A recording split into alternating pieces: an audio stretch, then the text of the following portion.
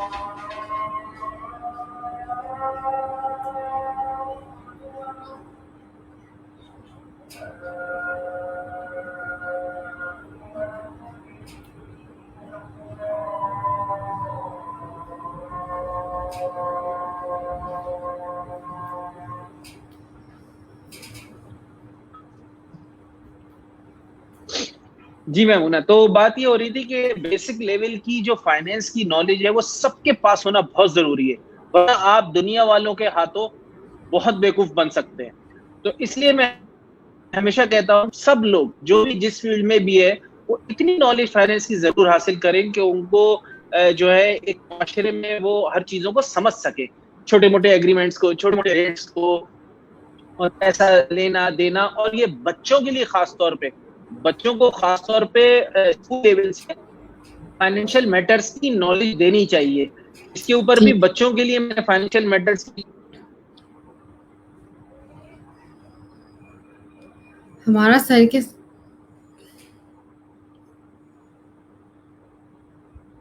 जी sir. Hello जी मैमूना, मैं सुन सकता हूँ आपको, आप अगला सवाल कर सकती हैं। ठीक हो गया सर, वो मिस हो गया था तो कॉल का डिस्कनेक्ट हो गई थी। तो आप कह रहे थे कुछ बच्चों के ऊपर कि बच्चों को फाइनेंशियल मैटर्स के बारे में पता होना चाहिए। तो बेसिक अंडरस्टैंडिंग क्या है? आपने जिस तरह बात की कि बच्चों को पता होना चाहिए, तो बच्चों को क्या पता होना चाहिए?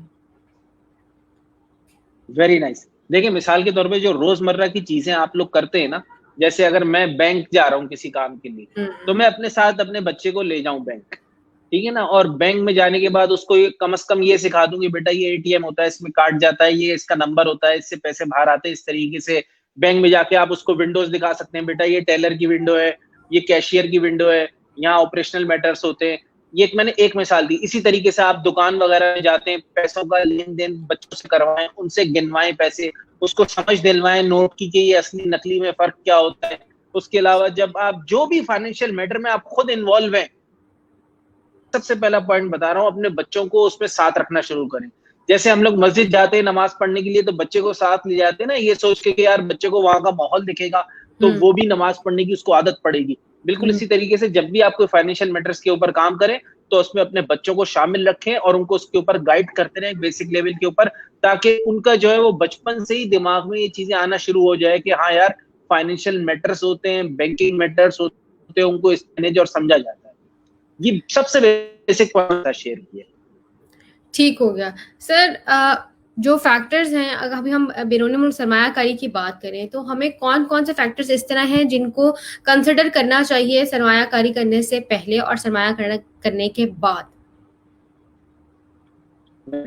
देखो मैमूना, बात ये है कि जो लोग पाकिस्तान में इन्वेस्ट करना चाहते हैं, तो पहली बात तो बहुत पाकिस्तान में जो इन्वेस्टमेंट्स होती हैं वो काफी रिस्की होती है ना, क्योंकि कुछ पता नहीं होता। या तो आज गवर्नमेंट चली जाए, लोग बोलेंगे यार गवर्नमेंट चली गई, हमने जो किया था रियल एस्टेट में करें, बहरिया में लोगों ने कितना पैसा लगाया, डूब गया, बर्बाद हुआ है। उसके बाद जो है वो बहुत सारे लोगों ने और बहुत सारी स्कीम्स में पैसे लगाए, वो गवर्नमेंट हट गई, कभी कुछ हो गया। ये मैटर्स तो होते हैं। तो इसलिए बेहतर ये है कि जब आप पाकिस्तान में इन्वेस्ट करें तो सेफ साइड पर चलें, ऐसी इन्वेस्टमेंट करें जिसकी आपको थोड़ी बहुत समझ भी हो, ठीक है ना, बगैर दूसरे के कहने पर ना करें। मुझे मैमूना ने कहा मैंने फलानी चीज की, मुझे बहुत अच्छा फायदा हुआ, मैंने भी वही चीज कर दी, मुझे नुकसान हो गया। क्यों? उसकी समझ थी, अकल थी, मुझे नहीं। तो हमेशा पहले तो उस काम में इन्वेस्ट करें जिसमें आपकी समझ हो और आप उसको कंटिन्यू कर सकें। दूसरी बात यह है कि अब मैं जो बात करने जा रहा था वो भी रोशन डिजिटल। अच्छा मैमूना, देखो पाकिस्तानी ने थोड़े अरसे पहले एक अनाउंसमेंट की थी, वो की थी कि हर ओवरसीज पाकिस्तानी, इसको आसान लफ्जों में ऐसे कहते हैं कि वो लोग जो पाकिस्तान से बाहर रह के काम करते हैं, या वो लोग जिनको पाकिस्तान की गवर्नमेंट ने किसी काम से बाहर भेजा हुआ है, ठीक है ना, उनके पास ये डॉक्यूमेंट है, आप बैंक में अकाउंट खोल सकते हैं, पाकिस्तान के किसी भी बैंक में अकाउंट खोल सकते हैं जिसका नाम दिया गया रोशन डिजिटल अकाउंट। पहले होता था कि आपको अकाउंट खोलने के लिए ब्रांच में विजिट करना पड़ता था, लेकिन इस इसका फायदा ये था कि आप मुल्क की दुनिया में कहीं भी बैठे हो, आप आराम से उस बैंक की वेबसाइट खोले, रोशन डिजिटल अकाउंट जाए और वहां पे अपनी तमाम तफसीलात डाल के और आप सबमिट करने 3 दिन के अंदर आपका ये रोशन डिजिटल अकाउंट ओपन हो जाएगा। अच्छा, ऐसा क्यों हुआ और किस लिए किया गया?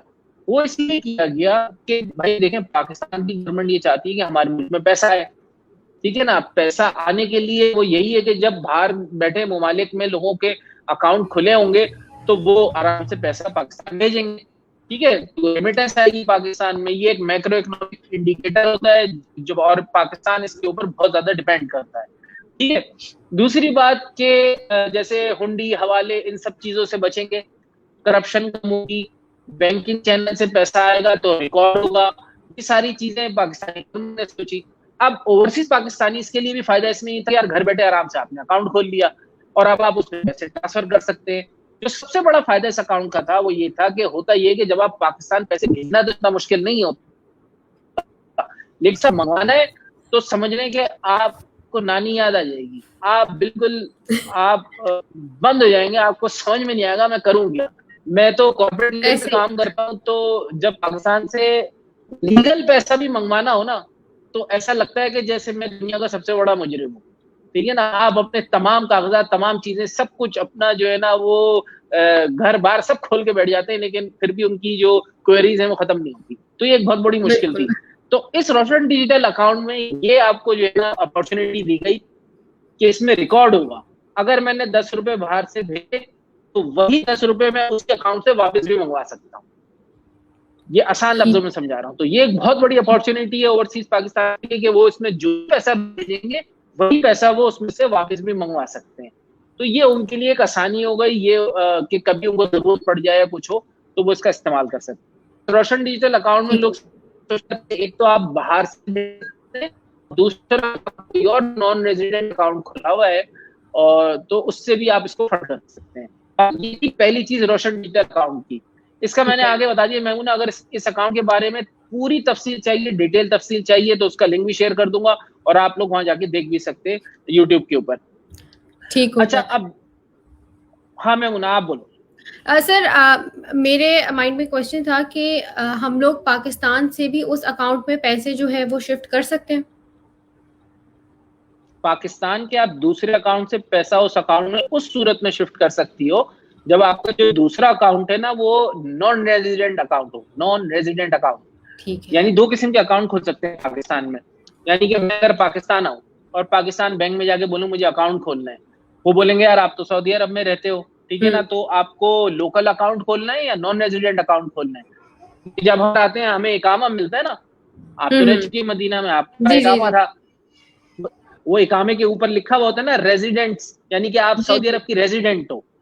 पाकिस्तान की क्या हुई, नॉन रेजिडेंट। तो इसलिए जब आप पाकिस्तान गई तो आपने अपनी इकामे की बुनियाद पे जो अकाउंट खुला वो हो गया नॉन रेजिडेंट अकाउंट, ठीक है। तो उस अकाउंट में अगर आपके पास पैसा है तो उससे आप अपने इस रोशन डिजिटल अकाउंट को फंड कर सकते हो। ठीक है, ठीक हो गया। सर हम रोशन पाकिस्तान डिजिटल अकाउंट की बात करें तो व्हाट इज़ नया पाकिस्तान सर्टिफिकेट, ये भी एक कोई नई चीज़ ऐड हुई है? इसके अलावा रोशन पाकिस्तान से रिलेटेड कोई ऐसी बात जो आप सबको बताना चाह रहे हो, व्हाई इज़ इट इम्पॉर्टेंट, क्यों हम लोग ऐड करें पैसे, इससे हमें क्या फ़ायदा होगा और कौन लोग कर सकते हैं? बहुत अच्छी बात करी। असल में देखो मैमूना, अगर आपने नया पाकिस्तान सर्टिफिकेट जो कि गवर्नमेंट ने लॉन्च किए हैं, अगर आपको उसमें इन्वेस्टमेंट करनी है तो उसके लिए लाजमी है, उन्होंने लिंक कर दिया है, उसके लिए लाजमी है कि आपका रोशन डिजिटल अकाउंट हो। क्यों?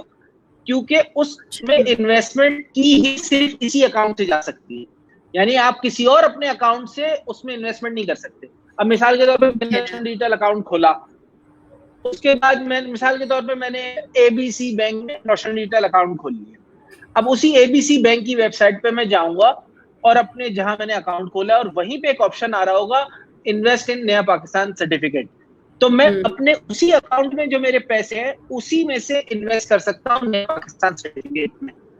अदरवाइज मैं किसी और बैंक अकाउंट से, कहीं और से, कैश से, किसी सूरत से इन्वेस्टमेंट नहीं कर सकता। ठीक है, तो इसलिए इन दोनों का लिंक है। और नया पाकिस्तान सर्टिफिकेट एक अच्छी अपॉर्चुनिटी है बाहर रहने वालों के लिए, उसकी बहुत अच्छी खासी डिटेल है, वो तो आप लोग देख सकते हैं फुल वीडियो में। लेकिन उस डिटेल के लिए अगर किसी के पास कोई सवाल है तो कर सकता है, मैं बता सकता हूँ उस सर्टिफिकेट के बारे में। सर सर्टिफिकेट के बारे में ना आप डिटेल में बात कर लें, आप बता दें सर्टिफिकेट के बारे में डिटेल में। अच्छा चलो बेसिक डिटेल दे देता हूँ। उसमें जो है ना हमारे पास ऑप्शन है कि आप 3 महीने का सर्टिफिकेट है, 6 महीने का है और 12 महीने का है, ये कहलाते हैं शॉर्ट टर्म। उसके अलावा फिर उसके बाद 3 साल का, 5 साल का, वो कहलाते हैं लॉन्ग टर्म। ठीक है ना। इसमें 2 करेंसीज में आप इन्वेस्ट कर सकते हैं, पाकिस्तानी करेंसी में और डॉलर में। अगर आपने अपना रोशन डिजिटल अकाउंट पाकिस्तानी करेंसी में खोला है तो आप इन्वेस्ट भी पाकिस्तानी करेंसी में करोगी, और अगर आपने अपना अकाउंट डॉलर में खोला है तो आप इन्वेस्ट भी डॉलर में करेंगे। ठीक है ना। तो उस तरीके से ये आप सर्टिफिकेट में इन्वेस्ट कर सकते हैं। ये जो मैंने आपको मेच्योरिटी टर्म्स बताई उसमें, और इसके अपने प्रॉफिट रेट्स हैं, और अगर आप चाहेंगे तो मैं आपसे वो शेयर कर देता हूँ अभी, क्योंकि अच्छा इसमें जो देख के मैं आपको बता देता हूँ ताकि कोई गलती ना हो इसमें।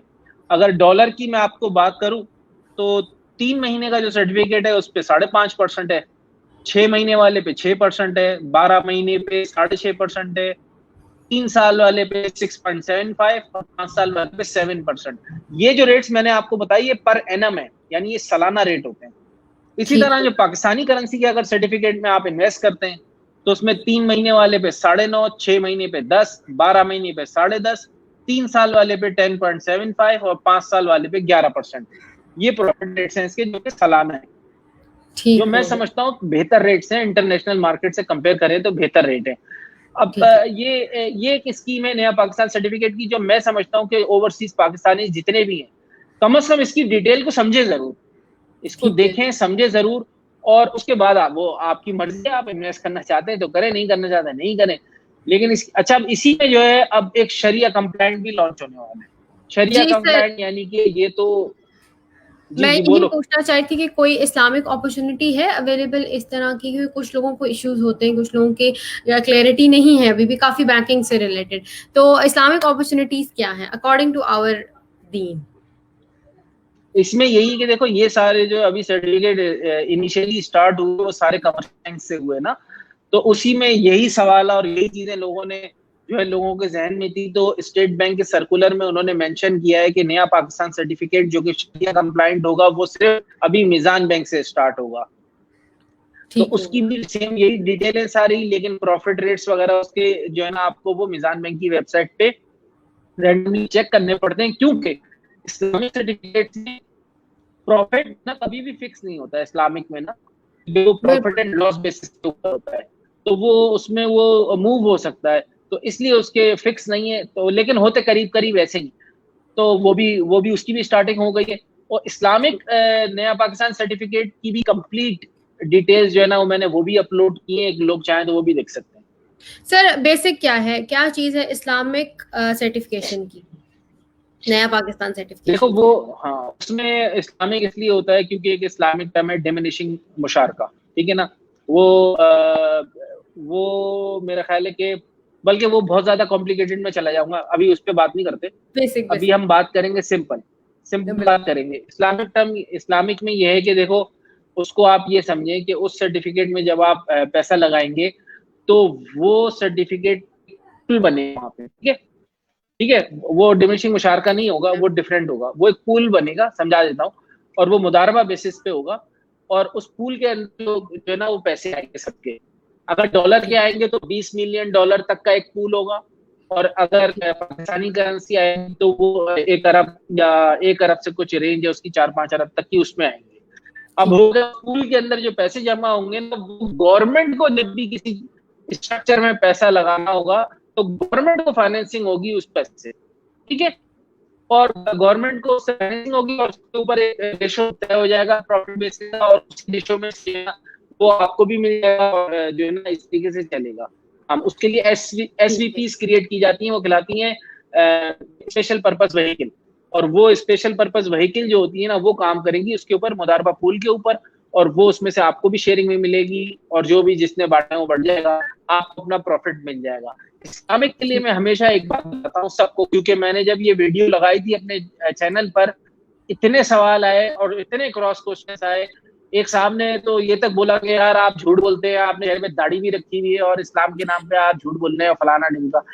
तो मैंने उसको बोला भाई बात ये है कि जो बैंकिंग की चीजें हैं मैंने आपके सामने रख दी, और मैंने उसमें आखिर में ये भी बता दिया अपनी वीडियो में कि भाई अगर आपको कोई भी डाउट है तो आप मत कीजिएगा, ठीक है ना, और अगर डाउट नहीं है और आप मुफ्ती अकराम उलमा अकराम पर पूरा भरोसा रखते हैं तो फिर इसमें जाइएगा।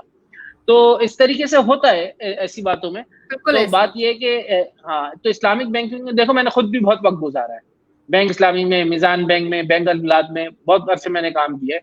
तो उसका मैं हमेशा ही कहता हूँ कि अगर आप सेटिस्फाई हो और आपका दिल मानता है उसके ऊपर तो जरूर करो, और अगर दिल नहीं मानता और आपको डाउट है, क्लियर नहीं हो रहे, तो बेहतर है कि ना करो। ठीक है। जिन लोगों ने अभी हमें ज्वाइन किया, मैं बता दूं आप लोगों को हम लोग किस टॉपिक पे बात करें। हम लोग बात करें हैं बैरून मुल्क रहने वाले लोगों के लिए सरमायाकारी की कौन कौन सी अपॉर्चुनिटीज हैं और उनको कहाँ इन्वेस्ट करना चाहिए, किस तरह इन्वेस्ट करना चाहिए। स्पेसिफाइड मैं कर दूं, हम लोग बात कर रहे थे डिजिटल पाकिस्तान अकाउंट, रोशन डिजिटल अकाउंट के, इसके अलावा नया पाकिस्तान सर्टिफिकेट की बात कर रहे थे। हमने थोड़ा सा इस्लामिक बैंकिंग के ऊपर भी सर ने थोड़ी सी बात बताई कि किस तरह करना चाहिए, किस तरह नहीं। आप लोगों के जितने भी क्वेश्चन हैं आप लोग हमसे क्वेश्चन पूछे, हम लोग आप लोग क्वेश्चन के आंसर देंगे, सर देंगे, बल्कि मैं तो नहीं दे सकती। Sir what is RDA to NPC और इनका आपस में कनेक्शन क्या है, लिंक क्या है? ये बिल्कुल मेमुना अभी हमने बात कर ली। वैसे तो ये RDA रोशन डिजिटल अकाउंट और नया पाकिस्तान सर्टिफिकेट, इनका रिलेशन, इसका लिंक यही है, इसका मेन लिंक यही है कि नया पाकिस्तान सर्टिफिकेट में इन्वेस्टमेंट करने के लिए रोशन डिजिटल अकाउंट का होना जरूरी है। क्योंकि नया पाकिस्तान सर्टिफिकेट में आप इन्वेस्ट, जो भी पैसा करोगी वो रोशन डिजिटल अकाउंट में से ही करोगी, आप कहीं और बाहर से नहीं कर सकती। तो ये इसका मेन लिंक है, जिसके लिए आपको जरूरी है कि आप पहले RDA अकाउंट खोलें, फिर उसी में से आप इन्वेस्टमेंट करें नया पाकिस्तान सर्टिफिकेट में। सर अगर नया पाकिस्तान सर्टिफिकेशन नहीं लेते तो क्या ऑप्शंस हैं, क्या इश्यूज फेस कर सकते हैं हम लोग? तो मुझे जो मेरी समझ में जितना आता है उसमें रोशन डिजिटल अकाउंट में कुछ फायदे कुछ नुकसान भी। अब जैसे इनमें फायदा ये भी दिया है कि आपको एक वर्चुअल डेबिट कार्ड भी मिल जाएगा, यानी आपको जो भी पेमेंट्स करनी है पाकिस्तान में आप कर सकते हो उसमें से। लेकिन उसमें थोड़ा सा नुकसान नजर आता है ना, वो ये है कि आप उसमें से वहां पैसा विड्रॉ नहीं कर सकते इतनी इजीली, यानी पैसा निकाल नहीं सकते उसमें से ऐसा। तो या तो आप उसमें से एक्सपेंस कर सकते हो, या आप उसमें से इन्वेस्टमेंट कर सकते हो, या आप वो पैसा मंगवा सकते हो। एक ऐसा नहीं है कि आप उससे पैसा भेजा इजीली आपने उसमें से पैसे विड्रॉ कर लिए वहां से, ठीक है ना, क्योंकि उसकी चेकबुक तो है नहीं। हाँ, और उसके अलावा चेकबुक नहीं है, और उसके अलावा आपका जो वर्चुअल डेबिट कार्ड है वो डेबिट कार्ड से पेमेंट्स किया अलावा होगा उसके। तो ये इसमें थोड़ी सी क्लियरेंस की जरूरत है, और लेकिन जो मेरी समझ है वो यही है कि उसमें से आप ऐसे विड्रॉ नहीं कर सकते, या ऐसा नहीं है कि आप उसमें पैसा डाला फिर वहां से अकाउंट शिफ्ट कर दिया, ऐसा नहीं। उसकी जो शिफ्टिंग है वो सिर्फ नॉन रेजिडेंट अकाउंट में ही हो सकती है, या फिर उसी बैंक में आपका दूसरा अकाउंट हो उसमें हो सकती है। जहाँ कुछ फायदे हैं वहाँ कुछ नुकसान भी है। नुकसान क्या मतलब उसमें पाबंदी है। मैं जो एडवाइस कर रहा हूँ ना इससे, उसकी एडवाइस ये है कि अगर आपको इन्वेस्टमेंट करनी है नया पाकिस्तान सर्टिफिकेट में, ठीक है ना, तो पहले आप ये अकाउंट खोलना लाजमी है, तो अकाउंट खोल लें। और अगर आपको 100 रुपए इन्वेस्टमेंट करनी है तो 100 रुपए ट्रांसफर करें और 100 रुपए की इन्वेस्टमेंट करें। उसके अलावा अगर आपको जब आपकी कोई पेमेंट्स होती हैं, एक्सपेंसेस होते हैं, तो वो पैसा आप उसमें ट्रांसफर करें और अपनी पेमेंट्स और एक्सपेंसेस को पूरा कर लें। लेकिन उस अकाउंट में सिर्फ पैसे भेज के फेंक देना है बेकार बगैर किसी वजह के, ये बेवकूफी है। तो ये मेरी समझ तो ये कहती है इसमें। अच्छा, उसी अकाउंट में जो आप पैसा भेजेंगे वो आप, हमारे सर के साथ कनेक्शन जो है वो मिस हो गया है, आई डोंट नो क्या रीजंस हैं, और सर वापस आ गए हैं। बताते चलूं जिन लोगों ने अभी हमें ज्वाइन किया, हम लोग बात कर रहे थे रोशन डिजिटल अकाउंट, इसके अलावा नया पाकिस्तान सर्टिफिकेशन के ऊपर, इनके लिंक्स, इनके कनेक्शंस, क्यों ज़रूरी है इनके ऊपर इन्वेस्ट करना और क्यों ज़रूरी नहीं है इनमें इन्वेस्ट करना, क्या क्या इश्यूज फेस कर सकते हैं, क्या क्या इश्यूज बैरून मुल्क रहने वाले लोग करते हैं, उनके लिए ये कितनी बड़ी एक अपॉर्चुनिटी है। सर के साथ हमारा जो है वो कनेक्शन नहीं हो सक रहा है। तब तक के लिए मैं आप लोगों को बता दूं, हम लोग जिस तरह मैं बता रही हूँ, हम लोग बात कर रहे हैं बैरून मुल्क जो लोग रहते हैं उनके लिए सरमायाकारी के मौके उन लोगों को बहुत चीज़ें फेस करनी पड़ती हैं, स्पेशली पैसे ट्रांसफ़र करते हुए, और उनको पता नहीं होता कि उन्होंने किस तरह क्या करनी है। और सर ने जिस तरह बात की कि बहुत सारे इश्यूज आ जाते हैं, कुछ लोग जो हैं वो फ्रॉड भी कर देते हैं, कुछ लोग किसी के थ्रू पैसे भिजवाते हैं, कुछ लोग वेस्टर्न यूनियन का इस्तेमाल करते हैं, उसमें उनके पैसे कटते हैं, स्पेसिफाइड चढ़ने का के 25 रियाल करते हैं एक ट्रांजेक्शन के ऊपर वेस्टर्न यूनियन में, अगर आप सऊदीया से पाकिस्तान भिजवाते हैं कुछ अमाउंट के ऊपर। जो जो लोग हमें देख रहे हैं, हम लोग उम्मीद करती हूँ आप लोगों के जो है वो क्वेश्चंस के आंसर्स क्लियर हो गए होंगे। इसके अलावा sir is back.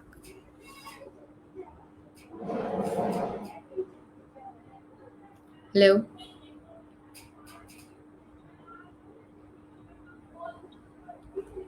Sir, can you hear me? जी, मैं आपको देख भी सकता हूँ और सुन भी सकता हूँ। जी सर, हम आपको देख नहीं सक रहे थे, तो आप कुछ बता रहे थे कि क्यों ज़रूरी है, और एक मशवरा सब देखने वाले जो बैरून मुल्क से हमें जिन लोगों ने ज्वाइन किया है उन लोगों को कि वो इन्वेस्टमेंट करें और किस तरह करें, क्यों करें, अच्छा, अब कितनी करें? बड़ी बड़ा अच्छा सवाल है। ये सवाल ही ऐसा है कि पूरी में मुझे ऐसा लग रहा है कि मैंने तुम्हें स्टोरी सुना दी है हीर रांझा की, और आखिर में जो है तुम मुझसे पूछ रही हो हीर लड़का था या लड़की। नहीं सर, मैं अब पूछना चाह रही हूँ कि कितनी इन्वेस्टमेंट होनी चाहिए, मिनिमम कितनी अमाउंट की इन्वेस्टमेंट होनी चाहिए? देखो भाई, इसमें जो इन्वेस्टमेंट है, अगर आपने डॉलर में इन्वेस्ट करना है तो मिनिमम जो है ना वो $1000 से इन्वेस्टमेंट की स्टार्टिंग होगी। और उसको जब आपने बढ़ाना है तो वो 1-1 हजार करके आप उसको बढ़ा सकते हैं। 1000 के बाद 2000, 3000, 4000। ऐसा नहीं है कि मैं $1100 डाल दूं उसमें, ठीक है। और ठीक इसी है। तरह अगर आप पाकिस्तानी करेंसी में इन्वेस्ट करना चाहती हैं तो 1 लाख रुपए से उसकी स्टार्टिंग होगी, और वो बढ़ेगा 10-10 हजार रुपए से, यानी 1,10,000, 1,20,000, 1,30,000 ऐसे करके। तो ये उसकी मिनिमम इन्वेस्टमेंट है, और इस तरीके से उसको इंक्रीज किया जा सकता है। ठीक हो गया। Thank you so much sir, हमारे शो का टाइम जो है वो एंड हो गया है। देखने वाले जिन लोगों के माइंड में क्वेश्चंस थे, स्पेशली इस टॉपिक से रिलेटेड, मैं उम्मीद करती हूँ आप लोगों के माइंड में जितने क्वेश्चंस होंगे उनके आंसर्स आप लोगों को मिल गए होंगे। बाकी अगर किसी को कोई और मजीद डिटेल चाहिए तो सर ने जिस तरह कहा कि वो अपने सफ़ीउल्लाह वसीउल्लाह वाले अकाउंट में डिटेल में वीडियोस उन्होंने शेयर की हैं इस्लामिक बैंकिंग से रिलेटेड भी। इसके अलावा इस टॉपिक से रिलेटेड भी बहुत ज़्यादा डिटेल में सर ने बात करके वीडियोस अपलोड किए, आप लोग वो वीडियोस देखें और सर से कांटेक्ट कर सकते हैं। अगर आप लोग उन वीडियोस के थ्रू आप सर से कांटेक्ट कर सकते हैं कमेंट सेक्शन में जाके। मुझे मेमूना नसीम को दीजिए इजाजत। इल्मी सिटी के एक और लाइव सेशन में हम सर के साथ भी दोबारा आएंगे, हम इस्लामिक बैंकिंग पे बात करेंगे। मैं करना चाहूंगी सर से, क्योंकि हमारे पाकिस्तान में बहुत लोगों की माइंड में चीजें जो है वो क्लियर नहीं है इस्लामिक बैंकिंग से रिलेटेड, मेरी भी क्लियर नहीं है काफी। Thank you so much sir, आप आए, आपने टाइम निकाला हम लोगों के लिए, और दुआ में जरूर याद रखिएगा सर। अल्लाह हाफिज।